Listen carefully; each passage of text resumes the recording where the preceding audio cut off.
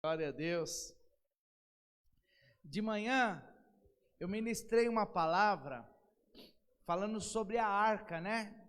E aí eu fiz uma pergunta, né? E eu quero fazer essa pergunta novamente para vocês aqui. Eu quero fazer a pergunta: quem entende sobre o que significa a arca, a importância da arca, qual é o sentido da arca, qual que é o uso dela assim na igreja? Quem entende bem claramente aí, levante a mão. Então vamos lá, quem precisa entender um pouco mais sobre isso, levante a mão. Amém. Então, alguns levantaram e uma grande maioria levantou a mão que precisa entender. Então, antes de eu pregar sobre qualquer coisa relacionada à arca, né? Hoje nós colocamos ela aqui porque é época de celebração de tabernáculos, é época de ceia, é época de uma renovação da aliança, é um período muito importante no calendário judaico. Então eu coloquei a arca hoje aqui, eu e a Simone, decoramos ela, mas nós queremos ensinar o porquê, qual é o sentido dela. Então, quando Moisés subiu no Monte Sinai para pegar as tábuas da lei, ele ficou 40 dias no Monte Sinai ali com Deus, escreveu as tábuas da lei. Na hora que ele estava descendo, ele viu um povo se corrompendo, se prostituindo e quebrou as tábuas da lei, não foi? E depois Deus foi e falou para ele: construa uma arca e coloque lá as tábuas. E aí ele foi e copiou o que Deus tinha mandado, ele copiou as tábuas da lei de novo e colocou dentro da arca. Então, as tábuas da lei era colocada dentro da arca da aliança. E Deus estabeleceu para Moisés fazer essa arca. E por que tem os dois querubins? Qual que era o formato? Todas essas medidas dessa arca aqui, às vezes ela não passa em alguma porta. Quando a gente vai guardar lá no almoxarifado, é uma dificuldade, porque essas medidas são as medidas originais da Bíblia. Falaram para mim, você deveria ter feito um pouco menor para passar nas portas, mas a gente fez na medida da Bíblia. Então ela tem um côvado e pouquinho assim, 2 côvados assim, um côvado e meio de altura. Os anjos, eles ficam prostrados. Por que os anjos ficam prostrados? Num sinal de reverência ao que simboliza a presença. Se o anjo estivesse em pé assim, talvez algumas pessoas iriam adorar a arca, iriam adorar o anjo. Mas imagine, se o anjo está prostrado, quando você se prostra, você não está prostrando diante do anjo, você está prostrando-se do lado do anjo. Então, todo esse sentido ela era feita de madeira de acácia e revestida de ouro batido, tudo com o seu sentido.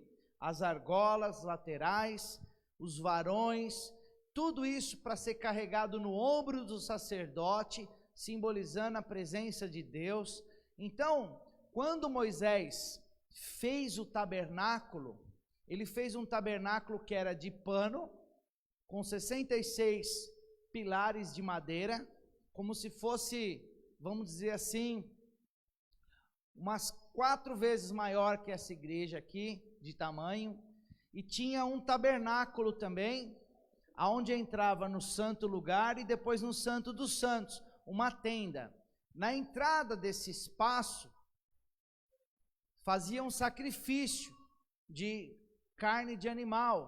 Geralmente de um animal, para entrar na presença, eles sacrificavam no altar, subia no alpendre assim e sacrificava. Então o sacerdote, ele sacrificava, entrava, e aí quando ele ia entrar no santo lugar, ele lavava as mãos em bacias de bronze, simbolizando a purificação da água. Então, para entrar na presença tinha o sacrifício da carne. Para entrar na presença tinha o sacrifício da carne. Depois para entrar no santo lugar, tinha purificação na água, nas bandejas de bronze. E quando ele entrava no lugar, tinha um candelabro desse. Só que o candelabro dessa altura, eu vi o tamanho original lá quando eu fui para Israel, candelabro de ouro dessa altura, com copinhos, 7 copinhos, onde era colocado azeite, ficava aceso, o azeite mantinha aceso cada candelabro. Tinha um pão com 12 pães, simbolizando as 12 tribos de Israel, e existia também o incensário, que ficava queimando incenso, simbolizando a oração do povo, né? E quando ia entrar no Santo dos Santos, a Arca de Deus estava lá dentro do Santo dos Santos. E dentro da Arca de Deus não tinha só as tábuas da lei. Ela tinha as tábuas da lei, ela tinha o maná, que é aquele pão que caía todo dia do céu, aquele miolo de pão que todo dia caía do céu, que eles comeram durante 40 anos no deserto, tinha dentro da arca, e aquele pão não apodrecia. Porém, quando o povo guardava o pão de um dia para o outro, o pão apodrecia, ficava cheio de bicho, mas aquele que foi colocado dentro da arca se manteve intacto. E também tinha a vara de amendoeira, que era a vara de Arão, a vara do sumo sacerdote, que simboliza a prosperidade. Então, o símbolo da arca era o símbolo da presença de Deus, que toda vez que Moisés levantava o acampamento, os sacerdotes, um peitoral sacerdotal com 12 pedras, toda uma roupa especial, eles levavam a arca na frente das batalhas, simbolizando que Deus estava à frente das batalhas. Como era um acampamento móvel, tudo era móvel. O tabernáculo, o santo lugar, o santo dos santos. Para vocês terem uma noção da importância da arca para o povo de Israel, tinha um véu de 12 centímetros de espessura que separava o santo lugar do santo dos santos. E o sumo sacerdote, que na época de Moisés, era o sumo sacerdote chamado Arão, irmão de Moisés, ele entrava uma vez por ano num lugar chamado Santo dos Santos, e ele tinha que colocar no cinto dele vários sininhos e uma corda bem longa amarrada nele. Para quê? Para que, se por acaso ele não tivesse santificado, se ele não tivesse purificado, se ele não tivesse feito sacrifício, ele entrasse de qualquer maneira no Santo dos Santos, ele morreria, e ninguém poderia entrar para resgatar ele. Então ele tinha uma corda para ele ser puxado. Você vê a importância disso. E uma vez por ano, ele fazia 2 sacrifícios. Um por ele, para que ele pudesse estar santificado, um sacrifício de um animal sem mácula, um animal puro, sacrificado, um cordeiro. E ele fazia um sacrifício pelo povo também, sacrifício de um cordeiro pelo povo. E aí ele entrava no Santo dos Santos. Então a arca, ela simbolizava tudo que tem de Deus, que é Jesus. Ele disse: eu sou o pão vivo que desceu do céu. Ele diz: eu sou o bom pastor. Jesus disse, João disse sobre Jesus: a palavra se fez carne e habitou entre nós. Então, Jesus é a palavra de Deus, Jesus é o pão vivo, e Jesus Cristo é o bom pastor. Então, tudo que tinha dentro da arca de Deus apontava para quem? Para Jesus. Então, a simbologia da arca, ela simboliza a presença de Deus, com todos os atributos de Deus. Então eles levavam a arca na frente de todas as batalhas, toda a batalha. Eles representando que Deus era o Senhor dos exércitos, que Deus estava na frente da batalha. Porém, muitos anos depois, eles levando a arca, no período do rei Saul se desviou da presença de Deus, né? O rei Saul perdeu o temor a Deus e quis levar a presença, mesmo sem estar com a presença. E o povo de Israel foi na fé, foi acreditando, e eles perderam a batalha para os filisteus. Os filisteus tomaram a arca de Deus. E foi levado a arca diante do templo de Dagon. Então eu queria que vocês agora abrissem a Bíblia de vocês em 1 Samuel, capítulo 5, aonde eu vou estar fazendo a leitura desse capítulo para vocês. E o tema de manhã foi falando sobre a arca, né? Agora o tema para vocês ainda não é o fim. Parecia que o povo de Israel tinha perdido a batalha, parecia que Deus iria ficar envergonhado, parecia que Deus estava ali colocado num templo de Dagon, um templo que era um templo pagão. Parecia que os filisteus tinham vencido a batalha e que o Senhor dos exércitos agora estava lá, diante de Dagon, assim, todo imponente. Então vamos ler ali, 1 Samuel capítulo 5, versículo 1. Deixa eu tirar o microfone aqui, porque eu sei que ajuda mais, né? Vocês estão vendo bem aí, né? Vamos lá. Depois que os filisteus tomaram a arca de Deus, eles a levaram de Ebenezer para Asdod e colocaram dentro do templo de Dagon, ao lado da sua estátua. Quando o povo de Asdod se levantou de madrugada do dia seguinte, lá estava Dagon caído, rosto em terra, diante da arca do Senhor. Eles levantaram Dagon e o colocaram de volta no seu lugar.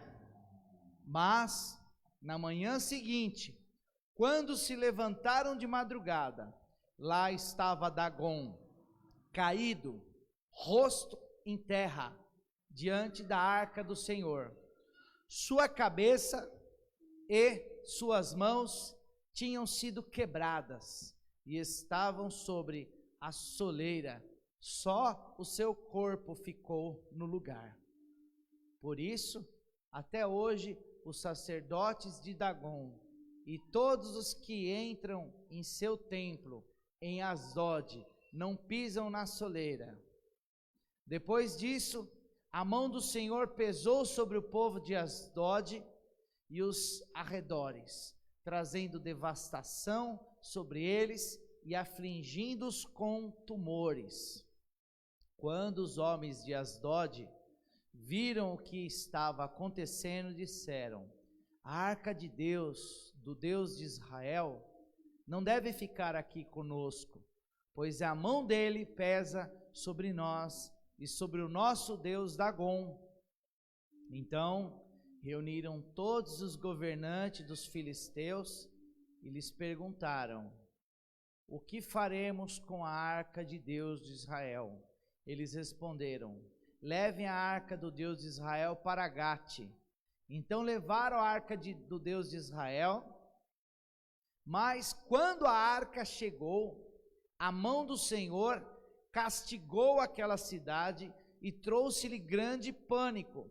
Ele afligiu o povo da cidade, jovens e velhos, com uma epidemia de tumores. Então enviaram a arca de Deus para Ecrom.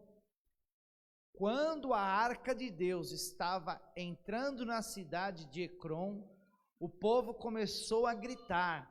Eles trouxeram a arca de Deus, de Israel, para cá, a fim de matar a nós e ao nosso povo.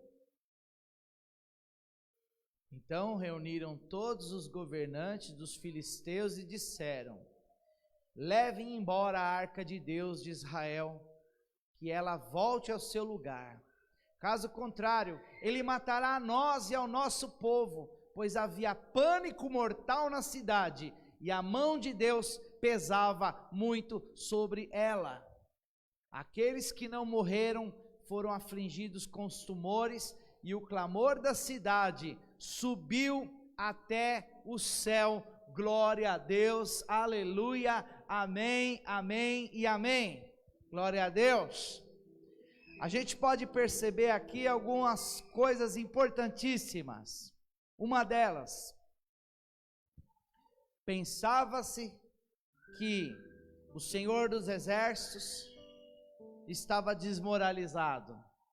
Tudo aquilo que representava a Deus, que era a arca de Deus, tinha sido levado num tempo para idolatria, tinha virado apenas um acessório decorativo que talvez seria venerado pelas pessoas. Mas a grande verdade é que Deus, ele tem segurança de quem ele é.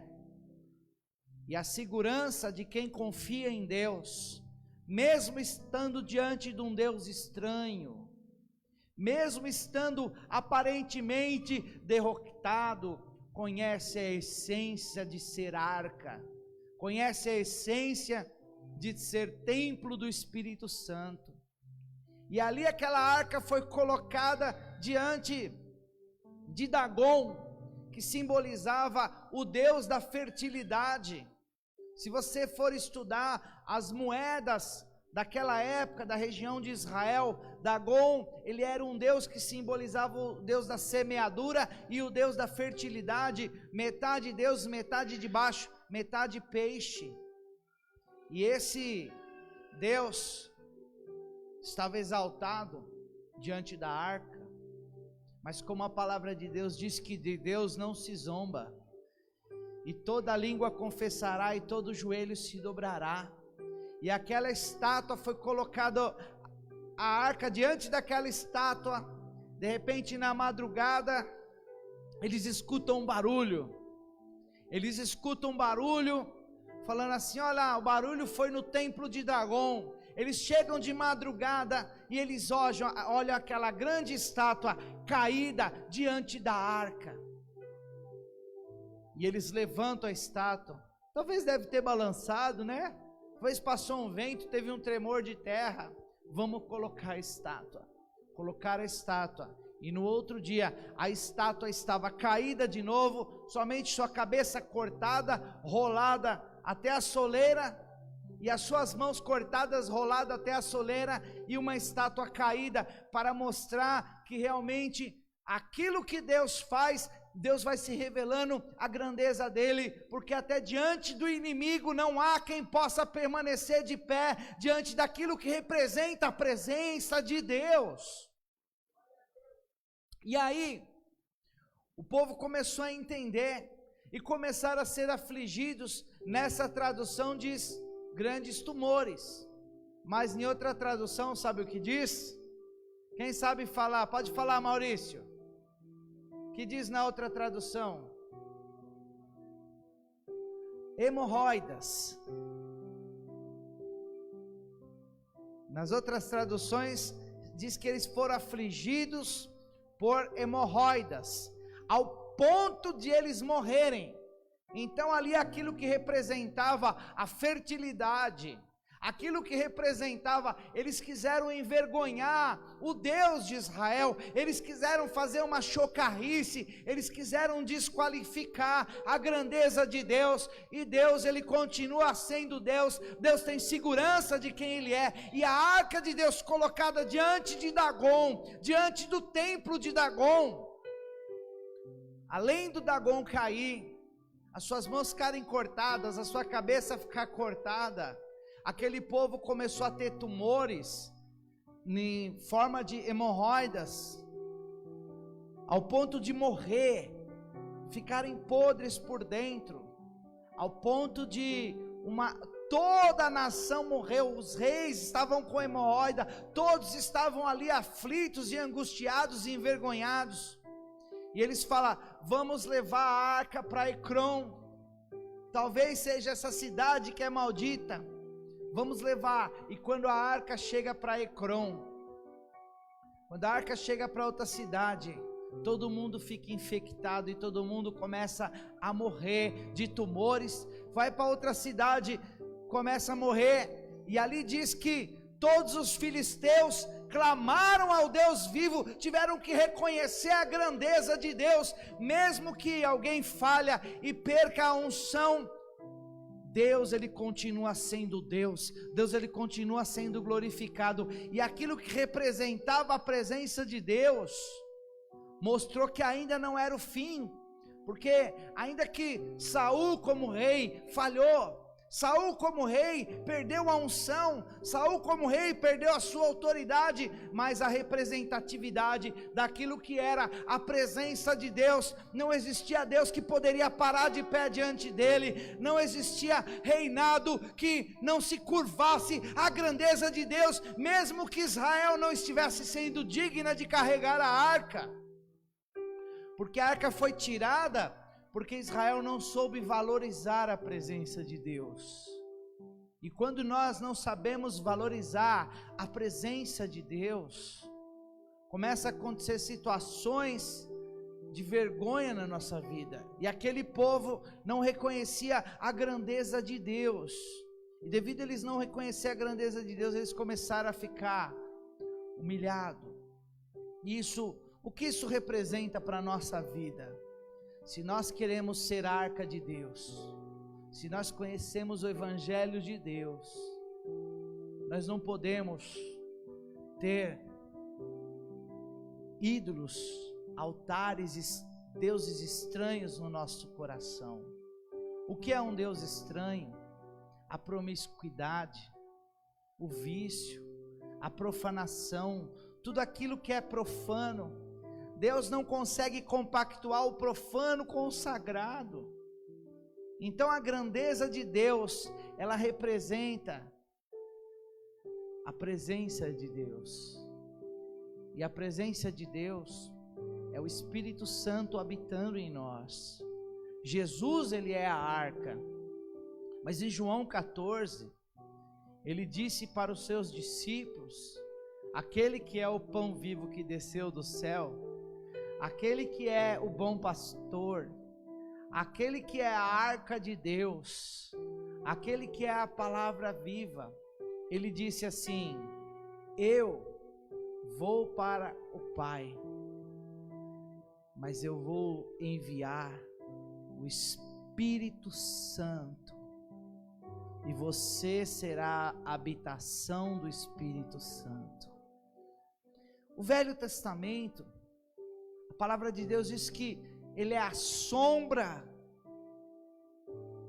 das coisas futuras. Mas quando vier aquele que é perfeito, que veio, Jesus, aí nós veremos com exatidão, face a face, como no espelho. Então, o Antigo Testamento, ele é alegórico, ele é figurativo. Ele é de uma forma exemplar para demonstrar a grandeza de Deus que veio se manifestar através do Filho unigênito do Pai, que é Jesus Cristo. A representação da arca através do seu próprio Filho. E ele disse: eu vou para o Pai, mas eu vos enviarei o Espírito Santo. Então quem tem o Espírito Santo de Deus, quem reconheceu Jesus, quem nasceu do Espírito, tem o Espírito Santo de Deus na sua vida. Você é a arca de Deus aqui. Você é a presença de Deus sendo levada para os lugares.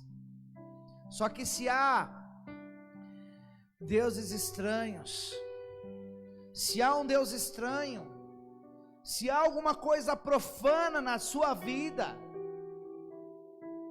começa a vir vergonha, começa a vir situações difíceis, porque a palavra de Deus diz que Deus não compactua com deuses estranhos. Ele diz: eu sou um Deus ciumento.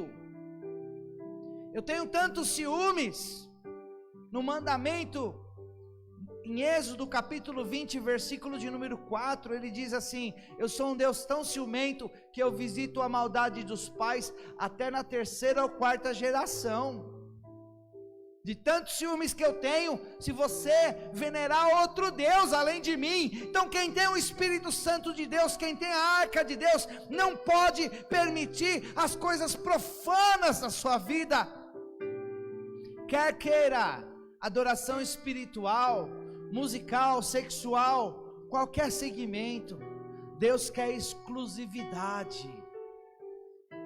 E aí, nós que somos arca de Deus, nós que conhecemos o Evangelho, tem um versículo muito forte para a nossa vida, para nos chamar a atenção, porque o propósito dessa mensagem, ele tem 2 sentidos.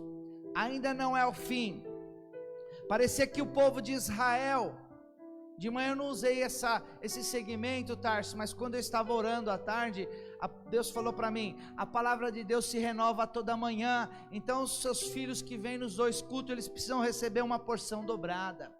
O povo de Deus parecia que tinha perdido, o povo de Deus parecia que ia ser envergonhado, parecia que não tinha grandeza no Senhor dos Exércitos, mas a arca começou a ser reconhecida, a presença de Deus foi mais reconhecida do que nunca pelos filisteus. No momento de dificuldade, é momento de revelar a grandeza de Deus na sua vida, porque no momento de dificuldade, a arca sozinha, diante de Dagon teve que cair por terra, foi para outra cidade, todo aquele povo ficou cheio de tumor, cheio de hemorroida, tiveram que reconhecer a grandeza de Deus,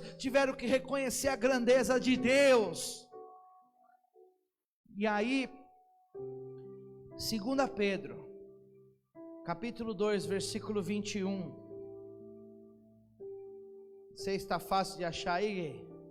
2 Pedro, capítulo 2, versículo 21, diz assim, olha que profundo: melhor seria se nunca tivesse conhecido, do que conhecendo se desviar do mandamento que te foi dado. Então, essa palavra é para gerar no seu coração: ainda não é o fim, ainda existe esperança, mas não brinca. Quem é a arca? Quem é a arca de Deus? Não brinca não. Tenha temor a Deus. Não leve levianamente.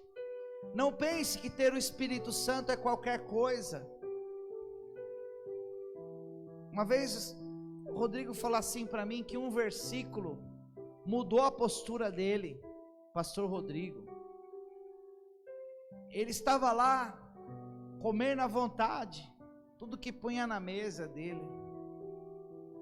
E aí ele leu um versículo, que ele estava engordando, pressão alta, quilos a mais, ele leu lá: aquele que destruir o templo do Espírito Santo, Deus o destruirá.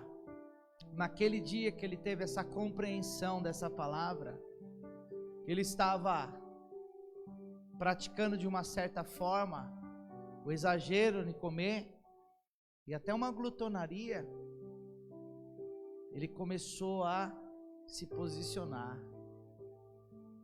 e começou a emagrecer. E aí veio uma palavra que, antes dele emagrecer, eu falei para ele: se você não emagrecer, você vai morrer. E acho que o médico também falou isso para ele. Não foi, Rodrigo? O médico também. E aí, ele emagreceu. Quantos quilos, Fê? 50 quilos ele emagreceu. Emagrecer 50 quilos. Aí veio uma pedra na vesícula, é isso, né? e ele entrou para a cirurgia. Se ele tivesse com 50 quilos a mais com essa pedra, se ele tivesse com essa pedra, seria a sua morte, Rodrigo. A sua postura de entender que você tem o Espírito Santo dentro de você, e que se você não se posicionasse, você iria morrer. Perdeu 50 quilos, aí ele passou pela cirurgia, a pressão já estava equilibrada, ele passou pela cirurgia, foi um sucesso, e hoje ele está aqui sem dor, para glorificar a Deus, não morreu, e isso daí já renovou a qualidade de vida dele, por causa de um versículo que ele entendeu na vida dele. Agora, se ele continuasse, e não tivesse, teríamos, e eu tenho certeza que como você morreu na época lá, não ia ter pedra na vesícula, ia ser coronavírus. Sabe disso, né? Então o que acontece? Nós conhecemos a palavra de Deus, nós temos que ter uma postura diferente. Olha lá o que diz o versículo, põe lá, Gui. Teria sido melhor que não tivesse conhecido o caminho da justiça do que conhecendo, depois o terem conhecido, voltando as costas para o santo mandamento. Então é pior quem conhece e não segue do que quem não conhece. E aí a gente vai pegar alguns textos da Bíblia que a gente vê pessoas morrendo. Moisés tinha 120 anos de idade quando ele estava para entrar na terra prometida. 120 anos. E aí ele bate na rocha pela segunda vez com ira, e ele foi impedido de entrar na terra prometida. E Deus disse para ele: porque você bateu na pedra, você se irou, você vai ver a terra prometida, mas não vai entrar nela. Por que que Moisés, só por um simples fato de ter batido numa rocha, com ira, sem fé, querendo bater com raiva, quando ele estava em Meribá, o povo precisou de água, um povo pressionando ele, uma situação terrível no meio do deserto, criança precisando beber água, ele só bateu na rocha com ira, ele já foi impedido de entrar no reino de Deus. Parece que é um juízo muito pesado, parece que é um juízo, uma coisa muito grave, a pessoa impedir de experimentar a promessa, depois de 40 anos, levando um povo no deserto, sendo fiel. Ele era amigo de Deus, ele tinha subido no monte, ele viu Deus face a face, ele viu o dedo de Deus escrevendo os mandamentos. Como que pode alguém que era tão íntimo de Deus, perder o direito de entrar na terra prometida? Porque a Bíblia diz assim: a quem muito é dado, muito será cobrado. Então talvez outro israelita, se batesse na pedra o dia inteiro, não tinha problema, podia quebrar a pedra na marreta, porque o nível de conhecimento daquelas pessoas não cairia a justiça de Deus. Quem conhece tem muito mais responsabilidade, porque existe a questão de testemunho, existe a questão de história com Deus. Existem algumas coisas que, se o novo convertido faz de errado, não tem problema, mas se eu fizer, é grave. Existem algumas situações que aquele novo convertido fala, não tem gravidade, mas alguém que conhece o Senhor, esse tipo de pecado já não serve. Conforme o tempo que você vive na casa de Deus, você tem que começar a entender que não dá para ter Dagon. E Jesus, ele é bem claro, conectando aí uma coisa do Antigo Testamento com o Evangelho de Jesus. Ele diz assim, você é sal da terra, e se você não salgar, você não tiver uma postura diferente, você começa a ser pisado pelos homens. Se o sal não salgar, só é sal quem nasceu de novo. Se o sal não salgar, ele começa a ser pisado pelos homens. Então, situações de vergonha, porque a hemorroida daquele povo dos filisteus, além de ser uma situação constrangedora, era uma vergonha, pessoa morrer com um tumor de hemorroida, febre interna, calafrio, dores, vergonha, eles não podiam nem cavalgar. Então, uma situação muito delicada, muito difícil. Mas aquele povo, quando eles entenderam a grandeza de Deus, o povo não conhecia a Deus, mas o clamor daquele povo subiu diante do Senhor. A misericórdia de Deus, ela sempre está disponível a gente mudar a nossa história.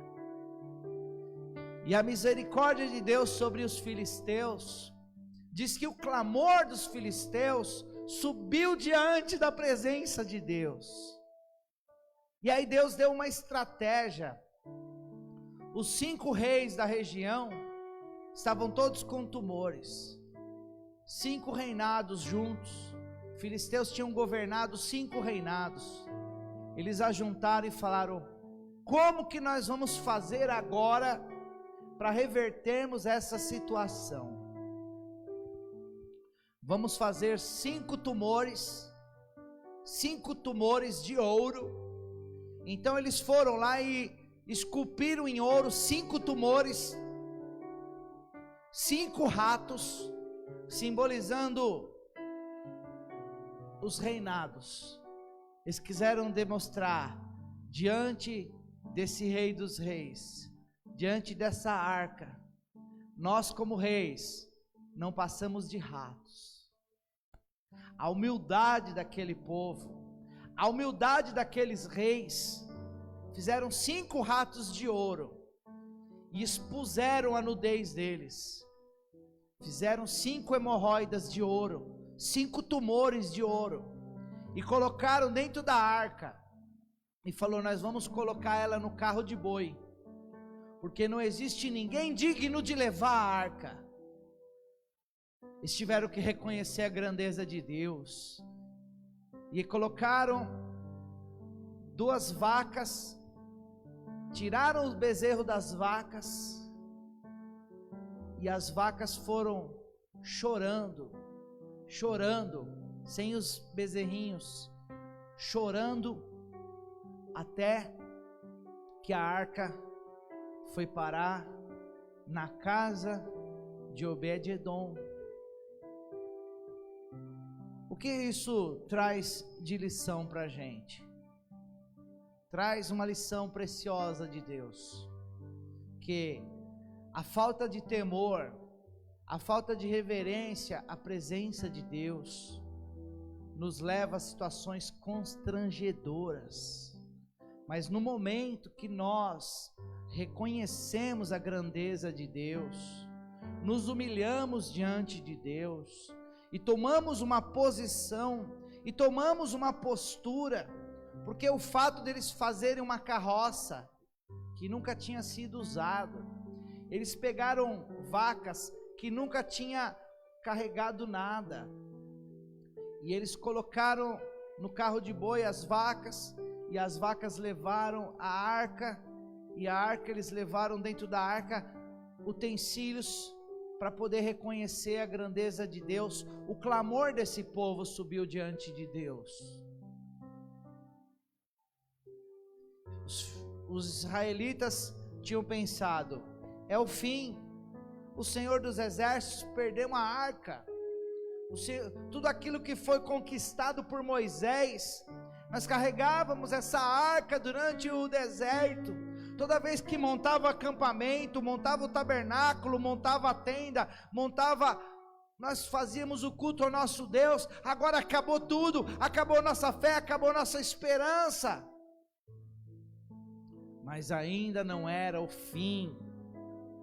Existem pessoas que estão vivendo situações pensando que é o fim, porque deixaram de colocar o Deus de Israel no centro, porque deixaram de colocar a unção do Espírito Santo, a convivência e o relacionamento pessoal com Deus não está mais no centro, e se envolveu em situações que não consegue nem entender mais. Mas hoje, tudo que Deus está representando para nós hoje, é uma representação que ainda não é o fim, é uma representação que Deus faz nova todas as coisas, é uma representação de que ainda um povo que não conhecia a Deus, ainda um povo que não reconhecia o Senhor na vida deles, quando clamaram, o clamor subiu aos céus, se humilharam e tiveram a graça e a misericórdia de Deus. Um povo que era inimigo de Deus. Imagine você, que é lavado no sangue do Cordeiro. Imagine você, que é o templo do Espírito Santo de Deus. Imagine você, que é a menina dos olhos de Deus. Imagine você, que foi escolhido ainda quando estava no ventre da sua mãe. O que Ele não pode fazer na tua vida? O que Ele não pode mudar a tua história? O que Ele não pode mudar na tua família, na sua situação, reverter a situação de vergonha? Porque aquele povo que tinha as hemorroidas, também além de ser um tumor terrível que eles estavam morrendo, tinha uma vergonha muito grande.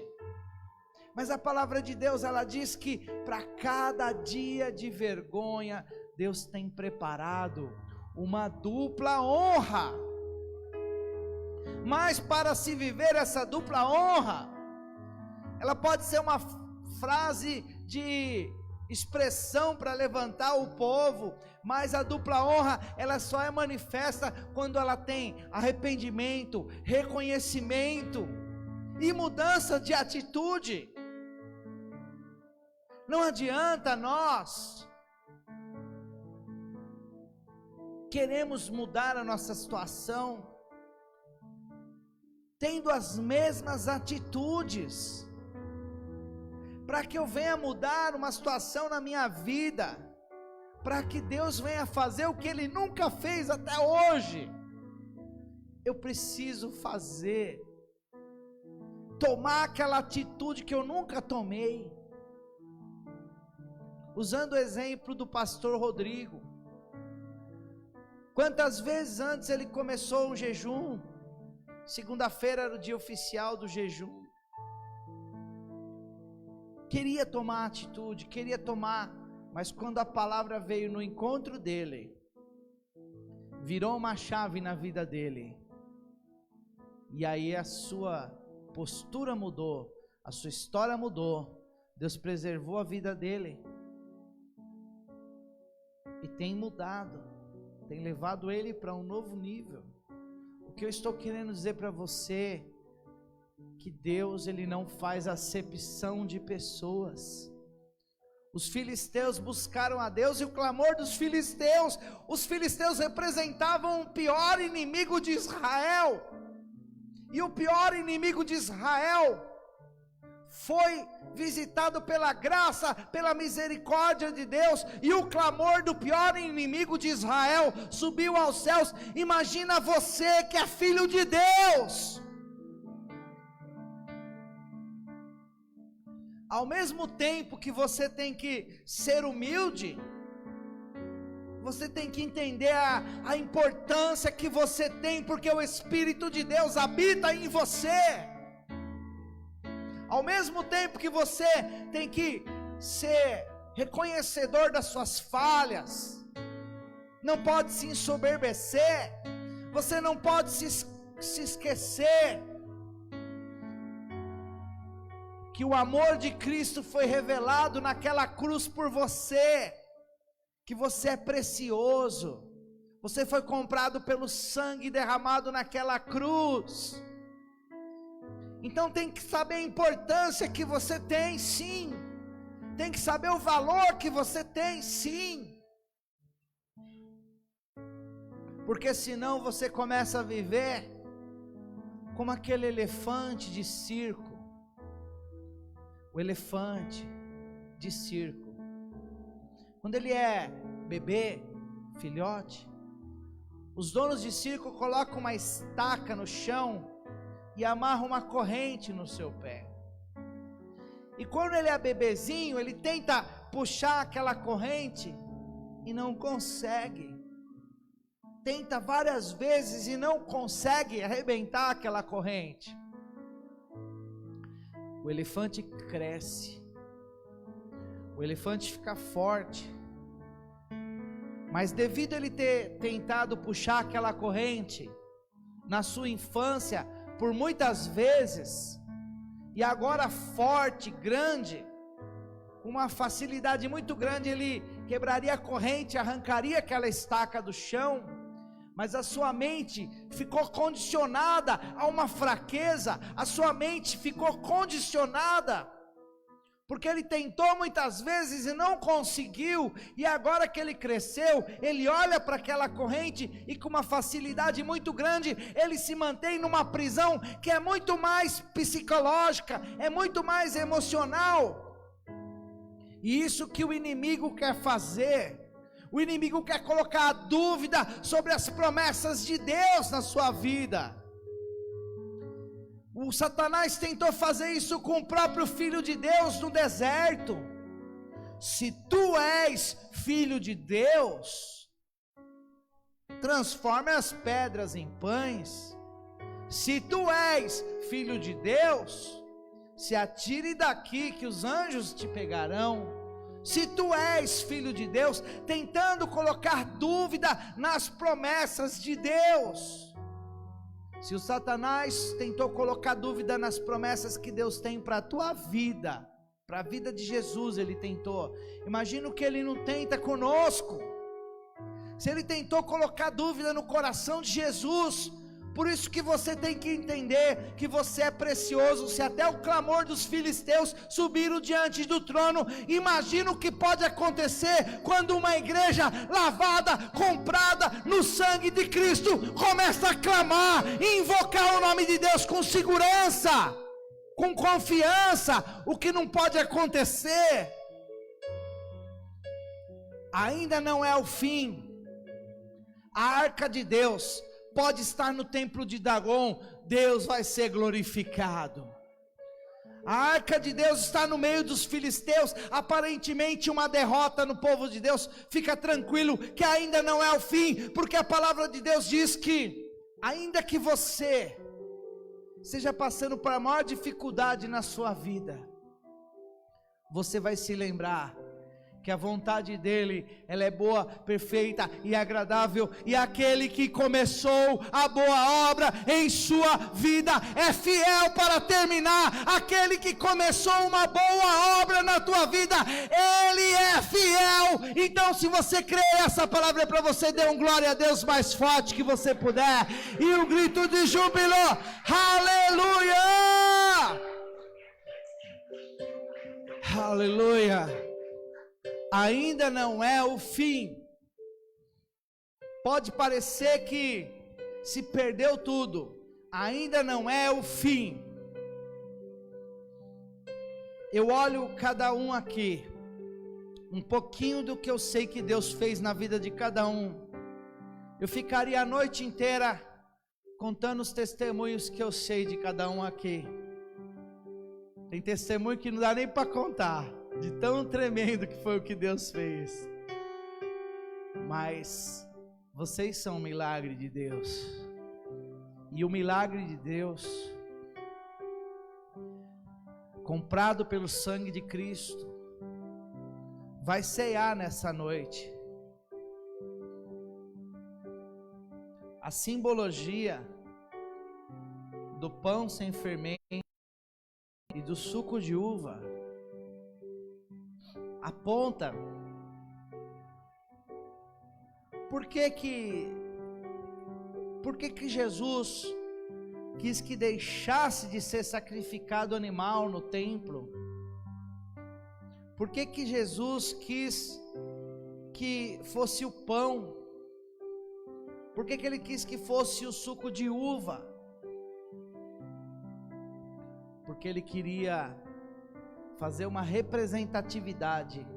Quando ele disse: eu sou o pão e eu sou o suco de uva, a hora que vocês comerem, simboliza que eu estou dentro de vocês. Ele não quer estar ao teu lado, ele não quer caminhar junto de você, ele quer habitar dentro de você. Ele escolheu um lugar para habitar, que é você. Ele escolheu um lugar para morar, que é dentro de você. Ele quer habitar dentro de você. Ele quer fazer morada na tua vida. Ele diz na palavra dele que ele quer te chamar templo do Espírito Santo de Deus. Templo do Espírito de Deus. Habitação do Espírito Santo. Então, que esta ceia nessa noite seja um acerto seu com Deus tão grande que você saia daqui andando, sentindo a presença, sentindo o Espírito dentro de você, sentindo o prazer de dizer não para Dagon, dizer não aos filisteus, quer queira no templo, quer queira fora dele. Você será a representação da arca de Deus. E quando a arca de Deus foi para o lugar certo, foi para a casa de um filisteu, em Obed-edom, a arca de Deus fez com que aquela casa prosperasse de uma tal maneira, que chamou a atenção do rei Davi. O rei Davi falou: peraí, o que está acontecendo ali em Obed-edom? Aquela casa está prosperando de uma tal forma, porque a arca de Deus voltou para Israel.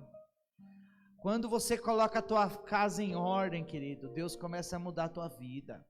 Quando você coloca a tua vida espiritual em ordem, Deus começa a pôr tudo que estava bagunçado em ordem, porque Ele te movimenta, Ele te instrui, Ele te orienta, Ele guia você no seu relacionamento, Ele guia você na sua forma profissional de agir, Ele guia você até na roupa que você deve colocar, do que você deve fazer, do que você não deve fazer, porque Ele já não é alguém que assopra de fora para dentro, é alguém que fala dentro do seu coração, porque você se torna a habitação do Espírito Santo e Ele está dentro de você.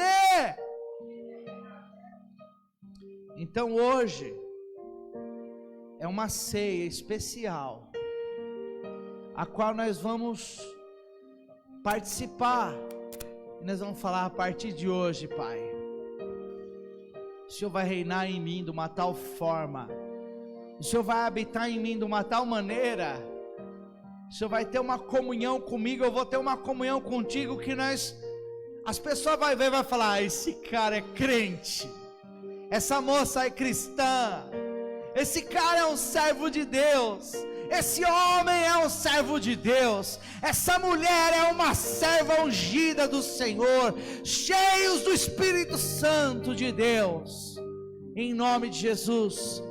Que isso seja uma verdade na sua vida, que seja um concerto muito forte sobre você. Então Jesus, na noite que foi traído, Ele ergueu o pão e disse: esse é o meu corpo partido por vós, toda vez que reunirdes em memória de mim, lembrai, e aí eu serei um contigo.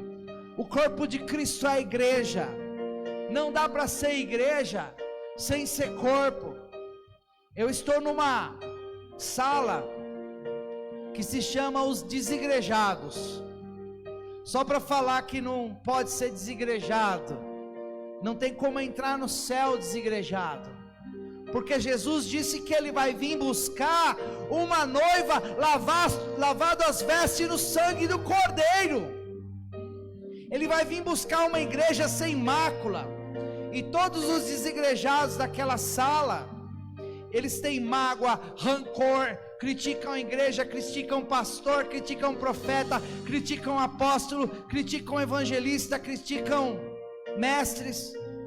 Eles destroem a igreja. E a Bíblia diz que aquele que destruiu o Espírito Santo, Deus os destruirá. E eu vou postar essa mensagem na sala dos desigrejados. Amo vocês, por isso que eu estou falando essa palavra para vocês. Então, hoje, nós vamos simbolizar a nossa ceia, sendo cheios de Deus, cheios do Espírito Santo. E ainda que você tinha situações na sua vida, a sua postura vai mudar a tua história. Se você está afastado, entristecido, longe, vamos orar aqui, uma oração de reconciliação, uma oração de posicionamento, uma oração de postura, e a partir disso, você se sinta livre, para poder avançar, abandonar o pecado e ceiar. Querido Pai, eu consagro a Ti esses cálices, consagro a Ti esses pães sem fermento, no nome de Jesus.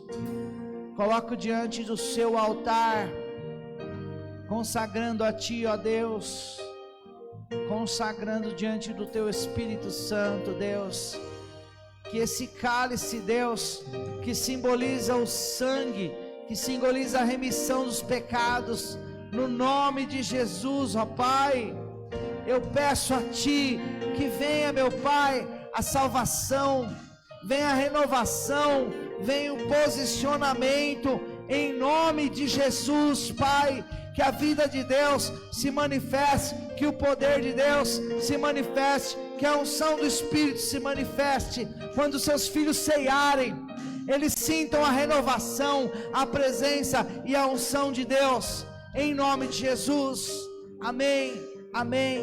Eu chamo a Emilene aqui, chamo a pastora Vilma, e chamo aqui a dona Odete. 3 mulheres abençoadas vão estar servindo a ceia hoje.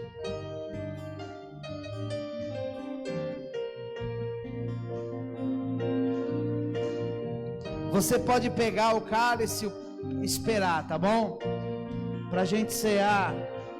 Se você hoje quer tomar uma decisão em congregar com a gente, pode ceiar e depois vem aqui falar comigo, que eu te apresento, eu te unjo, eu te abençoo.